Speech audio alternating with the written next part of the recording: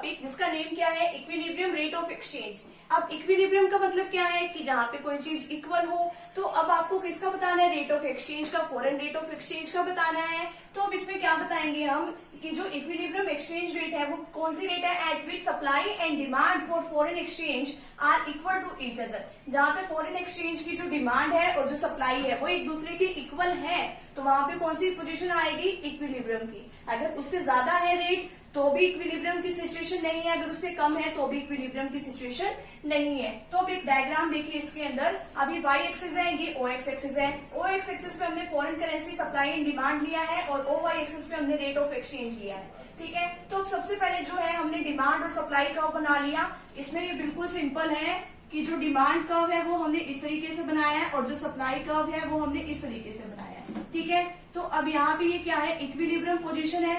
यहाँ पे इतनी जो है क्वांटिटी है और ये यहाँ पे इसके सामने क्या डिसाइड होगा, अब ये रेट कि फॉरेन एक्सचेंज की रेट इतनी है। अब देखो कि अगर मान लो कि जो हमने है प्राइसेस जो इसके रेट है वो क्या कर दिए, बढ़ा दिए, R से R1 कर दिए, तो ये क्या है हमारी डिमांड ना, तो डिमांड तो हमारी देखो इतनी रह जाएगी। ठीक है, लेकिन अब देखो किसी भी चीज के अगर रेट बढ़ जाते हैं तो उसकी सप्लाई तो लोग सोचते हैं, प्रोड्यूसर तो यही चाहता है ना कि हाँ भी जो है, हमने प्रोड्यूसर वाले चैप्टर में यही सीखा था कि प्रोड्यूसर चाहता है कि हम ज्यादा सारा सप्लाई कर दें अगर रेट ज्यादा है तो अब इसमें जो फॉरेन एक्सचेंज की रेट है वो ज्यादा कर दी, तो लोगों ने डिमांड क्या कर दी, कम कर दी। लेकिन देखो सप्लाई तो देखो डिमांड यहाँ तक है लेकिन सप्लाई जो है टोटल यहाँ तक है।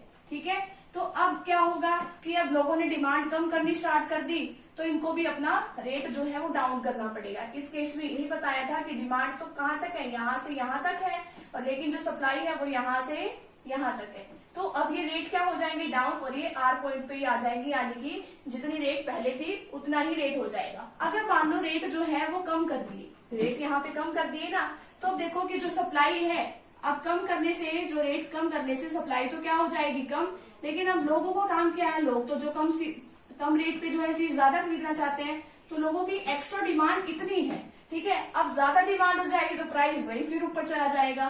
ठीक है, आना वही है इक्विलिब्रियम पोजीशन पे, तो ये इसकी इक्विलिब्रियम पोजीशन बताई गई है। ठीक है, तो फटाफट से अभी आप इसका स्क्रीनशॉट ले लीजिए।